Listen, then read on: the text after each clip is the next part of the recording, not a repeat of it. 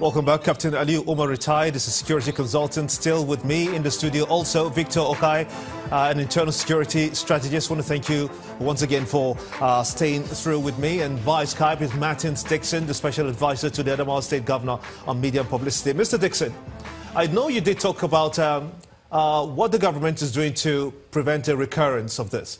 But what is the government doing now in terms of helping the victims who understand that scores were injured? Actually, this morning, His Excellency Senator Muhammad Jibrila, the Adamawa State Governor, along with the Deputy Governor and members of the Executive Council, so along with other stakeholders from Numan and Moody, have gone round the hospitals in the state capital here. They have gone to the specialist hospital in Yola, where some victims are being taken care of. The governor also went to the Federal Medical Center and have interacted with medical officers there to ensure that all that is needed for the medical supplies are provided.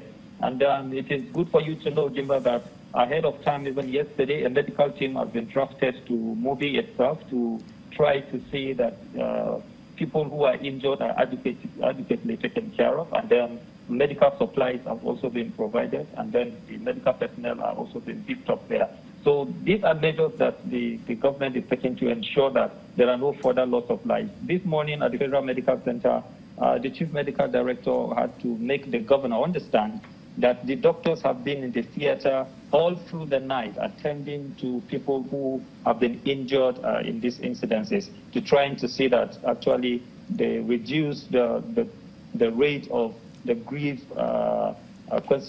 grief injuries that has been sustained by others, so as to save lives and to ensure that further lives have not been missed. And that is why... Okay, I get that very clearly. Just give me a moment. Just give me a moment, so I can get some of the calls by the people in Adamawa State, and especially those areas that were attacked, that recorded those attacks. They've been calling for a military post or some kind of military formation to be set up there. Will that help? No, it won't. I tell you something. It takes two to tango. What you are seeing is the military is busy doing much and much and much. And people are mistakenly, erroneously thinking because the military is there, the problem ends. No.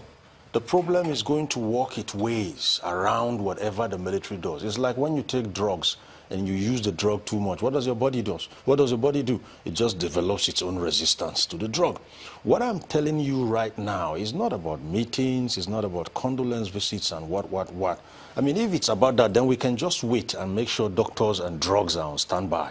And when anybody goes boom, we go there and spend the whole night working to treat the survivors. What I'm trying to tell you is crime, Nigeria, people, our planet is people-driven. Individuals are mind-driven. What we put in the minds of these ordinary people in the form of awareness, training, is actually going to help commensurately the successes or not of these terrorists. The reason is simple. The terrorist is going to sit back and take a good look at law enforcement strategies and measures and work his way through it. So let's adopt this mother hen strategy. Teach them how to recognize the hawk so that even when you are asleep, they can run under your wings. Right now, we have a flock that is just drifting. Okay, well, we did speak to the Commissioner for Information, Adamawa State, earlier on in the morning, and he confirmed to us that the government is also trying to see how to bring together feuding communities and try to resolve the kind of crisis that has brewed in Adamawa State that we saw that resulted in the killing of people. But Victor, looking at Adamawa State and Plateau State on the one hand, and this challenge of herdsmen, what do you think must be done? Is that law, for instance, in Benue State, on November 1, when they started the anti-open grazing bill that was signed on and it's in effect now, what do you think must be done to be able to contain the excesses, if not eliminate completely the herdsmen attacks? Okay. In all of these communities, there are local Fulanis, if I may just single out Fulanis. There are Fulanis living in these communities. They have lived with these communities over the years. I think there's a need for the locals and these local Fulanis to come together, because obviously if anything goes wrong, the reprisal will even be on those who are on ground there. There's a need for them to collaborate together, and the synergy between two of them will help to thwart whatever effort, whatever external aggression is coming in. Secondly, there's a need in this modern age and time to have a workable emergency number and an emergency center, where if anything happens or you suspect anything, call that number, a simple number, 112-111-000, whatever it is. Every illiterate right now can operate a mobile phone.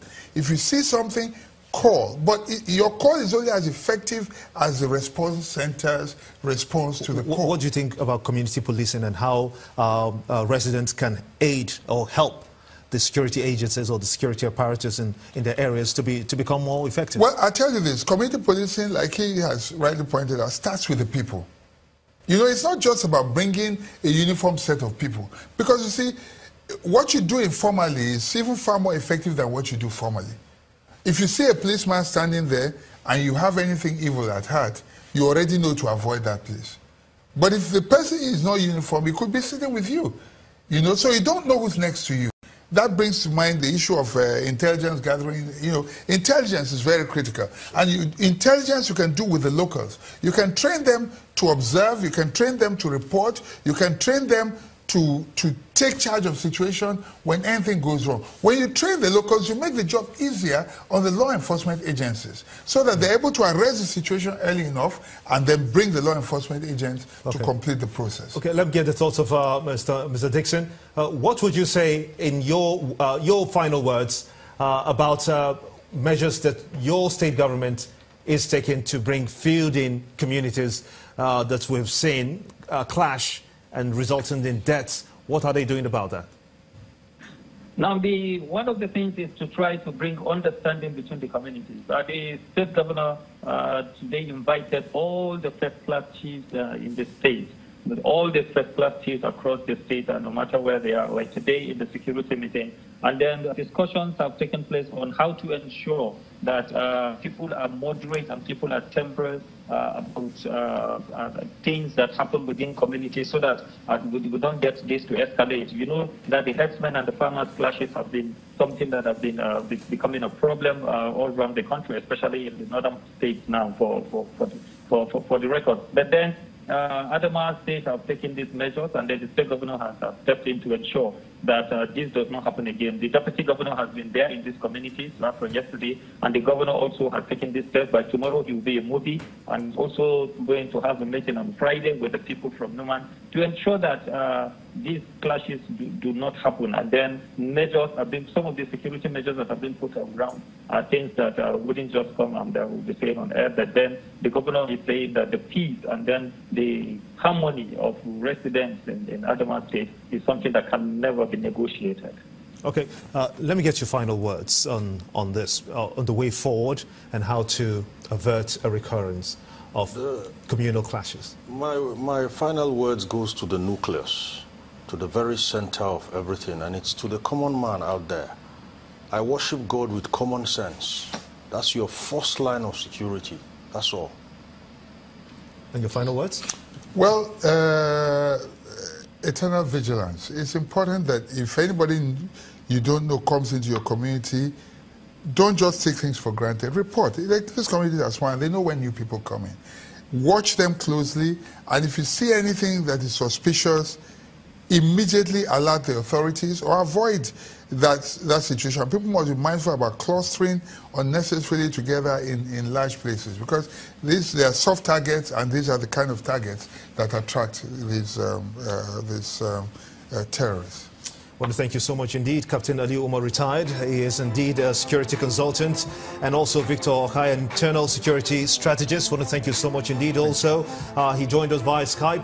Martins Dixon, he's the special advisor to the Adamawa State Governor on media and publicity. I want to thank you all, gentlemen, and to you for being part of the show. Join me tomorrow for a fresh package. I am Gimba Umar, and this is State of the Nation.